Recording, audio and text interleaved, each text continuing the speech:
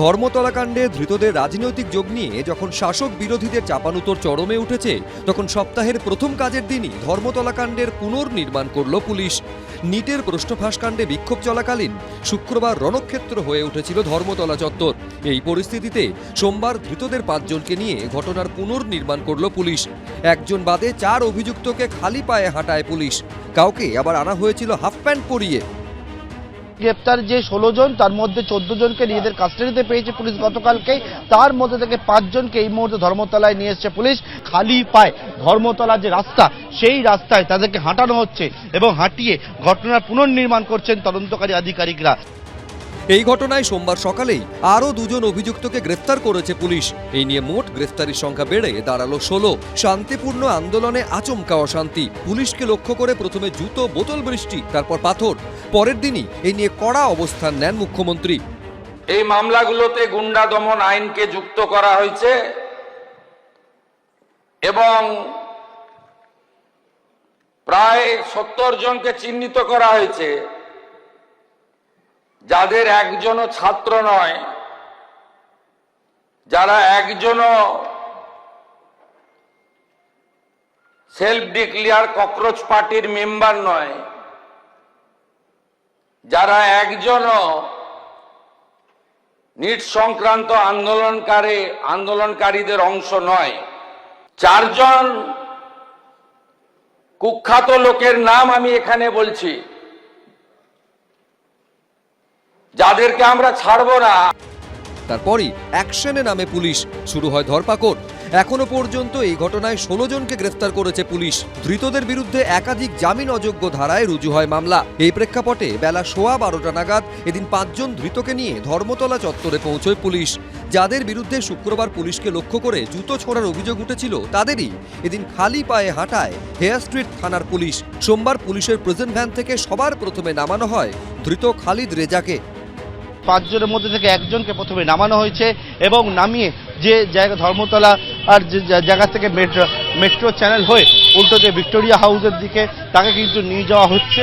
অভিযুক্তের কি ভূমিকা ছিল, সেই সমস্ত বিষয়টা, কোন জায়গা থেকে সে এসেছিল, কোন দিকে গেছিল, কেন হামলা করেছিল, কিভাবে হামলা করেছিল, সেই জায়গা সমস্ত বিষয় জানাচ্ছেন তদন্তকারী আধিকারিকরা। আমাদের এক্সপ্লেনেড মোড়ে দিয়ে হয়েছে।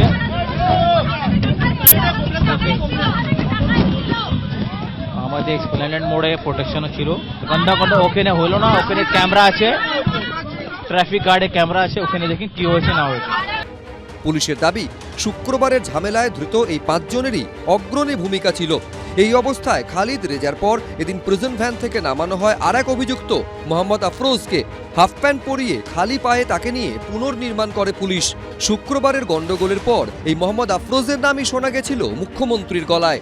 Afroz of Rajabagan, Nahid of Khidirpur, Tanvir and Nizam of Iqbalpur, Rahul Jamal of Watgunge. এই 5টা গুন্ডার নাম আমি এখানে ঘোষণা করলাম। পুলিশ জানিয়েছে, ঘটনায় নাম জড়াতেই পালানোর চেষ্টা করেছিল রাজাবাগানের বাসিন্দা মোহাম্মদ আফরোজ। পরে পশ্চিম বর্ধমানের অন্ডাল থেকে তাকে গ্রেফতার করে পুলিশ। এই হচ্ছে সেই আফরোজ, যাকে হচ্ছে অন্ডাল থেকে গ্রেপ্তার করেছে। যে আফরোজের নাম মুখ্যমন্ত্রী শুভেন্দু অধিকারী একেবারে বিধানসভায় স্পষ্ট করে জানিয়েছেন। ট্রাভেল মঙ্গার হিসেবে পরিচিত এই আফরোজ এই মুহূর্তে ধর্মতলা যে রাস্তা, সেই রাস্তায় নামানো হয়েছে। তার কি ভূমিকা ছিল, সে কেন এসেছিল, কারণ সে তো কোনো নিটের পরীক্ষার্থী নয়, তাহলে এবং স্টুডেন্টও নয়, তাহলে কেন এই পরিস্থিতি করা হয়েছিল, কেন সে এসেছিল, সেই বিষয়টাই তদন্তকারী আধিকারিকরা তারা কিন্তু এখন জানছেন। অভিযোগ, শুক্রবারের অশান্তির ঘটনায় একেবারে সামনের সারিতে ছিল ধৃত শেখ সালমান। শনিবার রাতে তাকে বাড়ি থেকে গ্রেফতার করে পুলিশ। এদিন প্রেজেন্ট ভ্যান থেকে তৃতীয় অভিযুক্ত হিসেবে সেই শেখ সালমানকে নামায় পুলিশ। বাকিদের মতো তাকেও খালি পায়ে ঘটনাস্থলে নিয়ে পুনর্নির্মাণ করা হয়। শেখ সালমানকে নিয়ে এবার তদন্তকারী আধিকারিকরা বেরিয়েছেন এবং এই শেখ সালমান সে হচ্ছে, তাকে দেখা গেছিল একেবারে সামনের সারিতে থাকতে শুক্রবার দিনকে, এবং সেই শেখ সালমানকেও এখন খালি পায়ে পুলিশ কিন্তু নামিয়েছে। তাকে নিয়ে ঘটনার যে পুনর্নির্মাণ, সেই পুনর্নির্মাণ করছেন। পুলিশ জানিয়েছে অল ইন্ডিয়া তৌহিদি জনতা নামে একটি সংগঠনের সঙ্গে যুক্ত এই শেখ সালমান নিট প্রশ্নফাঁসকাণ্ডে ধর্মেন্দ্র প্রধানের ইস্তফা এবং দিল্লির যন্তর মন্তরে পুলিশের লাঠিচার্জের প্রতিবাদে মিছিলেরও ডাক দিয়েছিল এই সংগঠন। তাতে আয়োজক হিসেবে ছবি রয়েছে শেখ সালমানের। কোনো পার্টি না, অরাজনৈতিক সংগঠন, মানুষের সহযোগিতা করা হতো, অন্যায়ের বিরুদ্ধে প্রতিবাদ করা হতো, দুর্নীতির বিরুদ্ধে আন্দোলন করা হতো। সেটা পুলিশ প্রশাসন আছে, কোর্ট বিচার করবে। নিজেকে নির্দোষ দাবি করে রীতিমতো চ্যালেঞ্জ ছুটতে দেখা যায় তাকে। শেখ সালমান সহযোগিতা করছে, সিসি ফুটেজ কথা বলবে, এখানে সিসি ফুটেজ কথা বলবে, একটাও দেখাতে পারবেন না, একটাও দেখাতে পারবেন না। কি উস্কানি দিয়েছি, কি দিয়েছি, কি উস্কানি দিয়েছি। এরপর ধৃত মোহাম্মদ মঈনুদ্দিনকে নিয়ে ঘটনার পুনর্নির্মাণ করে পুলিশ। তাকেও ঘটনাস্থলে খালি পায়ে হাঁটানো হয়। মোহাম্মদ মঈনুদ্দিনকে নিয়ে নামছেন তদন্তকারীরা এবং এবারে তার কি ভূমিকা ছিল মঈনুদ্দিনের, এবং সেই মোহাম্মদ মঈনুদ্দিনকে গত পরশুদিন গ্রেফতার করে।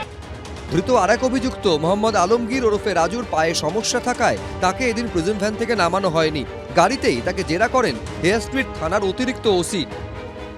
আমি कॉलेज स्टेट ছিলাম, আমার तो हम पैर से चलने ही नहीं सकता है, मेरा 3 प्लेट लगा हुआ है, हम चल कहाँ सकता है, मेरा 3 प्लेट लगा हुआ है, पैर में 3 प्लेट लगा हुआ है। না না এখানতে আমার ছবি নেই, এখানতে ছবি না, না না রেলিতে আমি আসিনি, আমি ইউনিভার্সিটি কলেজ ছিল কলেজ স্ট্রিটের, বাস আর কিচ্ছু কই দিকে নেই। আপনি ক্যামেরা আছে, আমার ফলে ব্যবসা আছে। প্রায় 1 ঘন্টারও বেশি সময় ধরে পুনর্নির্মাণ চলে। ধর্মতলায় যে গন্ডগোল হয়েছে, এই গন্ডগোল অবাঞ্ছিত, এই গন্ডগোল হওয়া উচিত হয়নি। এই ধরনের ঘটনায় কোনো একটি কমিউনিটিকে টার্গেট করে দেয়া এটা হতে পারে না। এটা এটা এটা এটা রাজধর্ম পালনের সিংহাসনে বসে কমিউনিটিকে আক্রমণ এইভাবে করা যায় না। স্পেসিফিক এফআইআর করে 16 জনকে গ্রেপ্তার করা হয়েছে এবং জামিন অযোগ্য ধারায় গ্রেপ্তার করে হেফাজতে নেওয়া হয়েছে।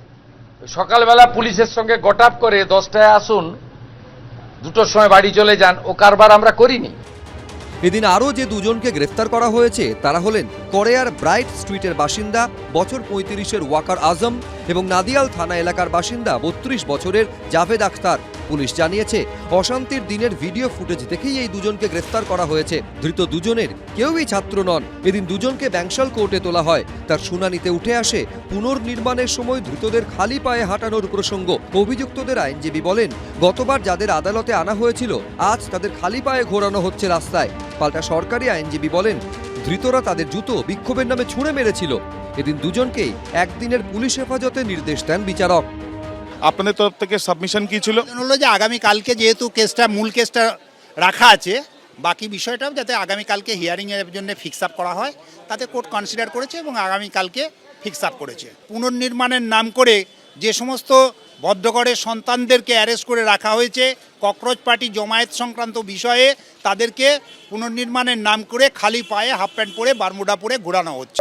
এবিপি আনন্দ, এগিয়ে থাকে, এগিয়ে রাখে।